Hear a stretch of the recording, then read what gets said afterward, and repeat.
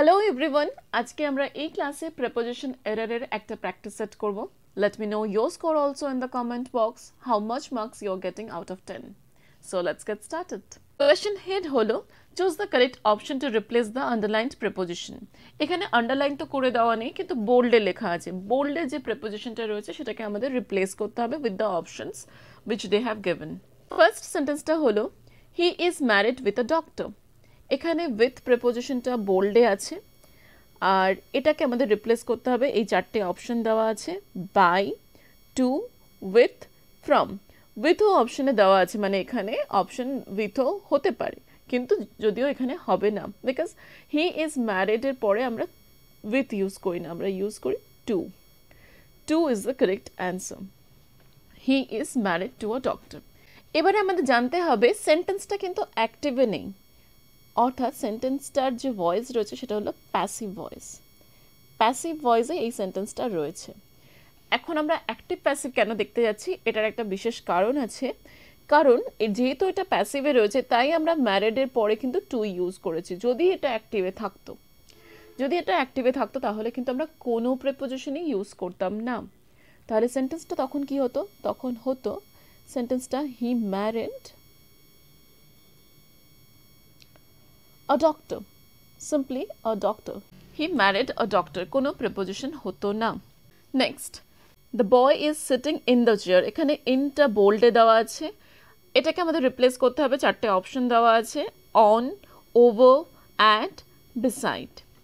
এবার আমাদের যে সবকটা জিনিস একটু বুঝতে হবে on মানে উপরে over মানে উপরে at মানে তে বা দিকে ইত্যাদি বোঝায় beside মানে পাশে ছেলেটা বসে আছে the boy is sitting blank বা ইন যেটা দেওয়া আছে এটা আমাদের কারেকশন করতে হবে ইন দ্য চেয়ার চেয়ারের ওপরে আমরা যেটা বসি চেয়ারের ওপরে আমরা টাচ করে থাকি যখন আমরা টাচ থাকি তখন এখানে ইন দ্য চেয়ার মানে এখানে চেয়ারের একটা এটা হলো chair I am very bad at drawing এটা যদি চেয়ার হয় ছেলেটা চেয়ারে বসে আছে সেক্ষেত্রে আমরা কিন্তু ইন বসাবো না ইন হতে গেলে অ্যাকচুয়ালি ইনসাইড বোঝাতে হবে এনক্লোজড এরিয়া হতে হবে তো যদি এরকম চেয়ার একটা হয় সেখানে যদি ছেলেটা বসে থাকে মানে কি চেয়ারের সঙ্গে ছেলেটার একটা টাচ হচ্ছে সেক্ষেত্রে আমরা সবসময় অন ইউজ করব on the boy is sitting on the chair not in হবে না the boy is sitting on the chair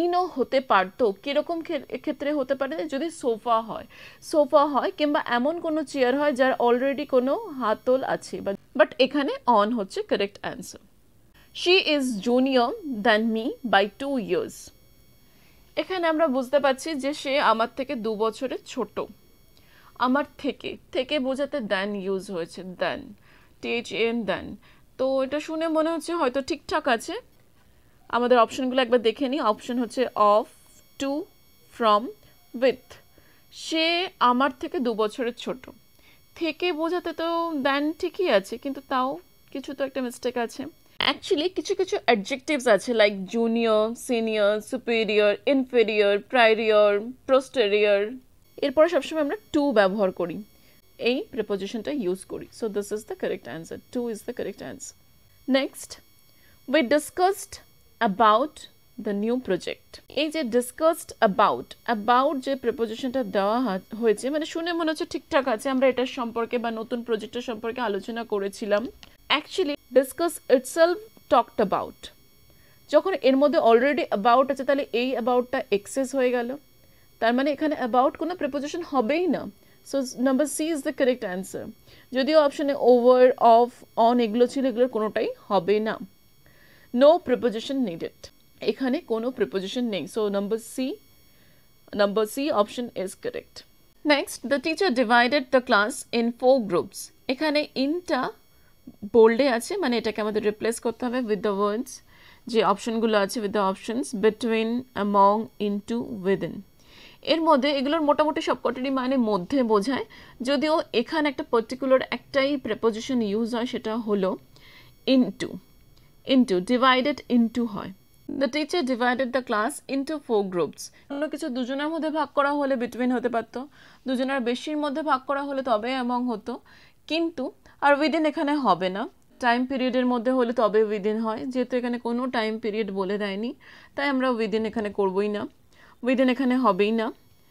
ইনটুটা এই কারণে ডিভাইডের পরে আমরা সবসময় ইনটু এই প্রিপোজিশনটাই ব্যবহার করি। This is the correct answer. Next হলো এ প্রিভেন্টেড মি টু গো দেয়ার। এখানে টু গো আমরা দেখতে পাচ্ছি বোল্ডে আছে, মানে এটাকে আমাদের রিপ্লেস করতে হবে কি কি আছে option, for going, by going, from going, to go. To go already এখানে দেওয়া আছে তাই লেখা আছে কারেক্ট অ্যাজ ইজ, মানে যদি টু গোই আমার মনে হয় যে সঠিক উত্তর তাহলে আমরা ডিটাকে চুজ করতে পারি, যদিও এটা হবে না এখানে কারেক্ট অ্যান্সার। কারেক্ট অ্যান্সার হবে from going. He prevented me from going there, তাহলে এখানে কারেক্ট অ্যান্সার হবে from going, from going. Next, the baby was crying from hunger. এখানে ফ্রমটা বোল্ড আছে, মানে এটাকে আমাদের কারেকশন করতে হবে। অপশনকে কি দেওয়া আছে, উইথ, বাই, ফর, অফ। বাচ্চাটা খিদেতে কাঁদছিল, এক্ষেত্রে আমরা ফ্রমের জায়গাতে কি বসাতে পারি, for. Crying for is the correct phrase. The baby was crying for hunger. Next, he will return back soon. সে তাড়াতাড়ি ফিরে আসবে। রিটার্ন ব্যাক, এখানে ব্যাকটা বোল্ডে আছে, এটাকে আমাদের রিপ্লেস করতে হবে। অপশন কি আছে, return alone is correct, return from হবে, রিটার্ন টু হতে পারে, রিটার্ন অফ হতে পারে। এই চারটে অপশনের মধ্যে কোনটা হবে কারেক্ট। কিছু জানার আগে আমাদের প্রথমে জেনে নিই যে রিটার্ন মানে কি। Return means come back.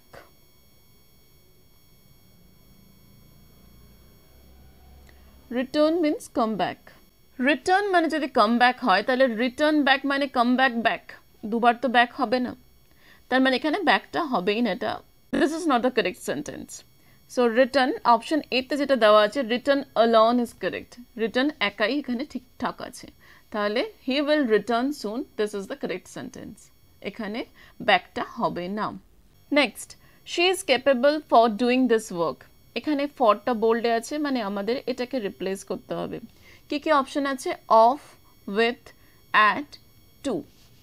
এবারে আমরা কোনো কিছুতে সমর্থ হলে সেক্ষেত্রে আমরা ক্যাপেবলের পরে যে প্রিপোজিশনটা ইউজ করি সেটা হলো অফ, তাহলে এখানে হবে শি ইজ ক্যাপেবল অফ, ফরটা হবে না। She is capable of doing this work, এই কাজটা করতে সে সমর্থ। উইথ, অ্যাট, টু কোনোটাই এখানে হবে না। Next, the students were congratulated for their success. স্টুডেন্টদেরকে কংগ্রাচুলেট করা হয়েছিল তাদের সাকসেসের জন্য, এখানে ফরটা বোল্ডে আছে, মানে আমাদের এটাকে রিপ্লেস করতে হবে উইথ দ্য ওয়ার্ডস, যে ওয়ার্ডসগুলো দেওয়া হয়েছে অপশনস সেগুলো হলো about, on, to, off. Congratulate যখন করা হয় কাউকে, কংগ্রাচুলেট সামওয়ান অন সামথিং, কোনো কিছু জন্য যদি কাউকে আমরা কংগ্রাচুলেট করি তাহলে আমরা সবসময় অন ইউজ করি। On is the correct preposition here. So the students were congratulated on their success. On is the correct preposition here. For example, they congratulated her on her success.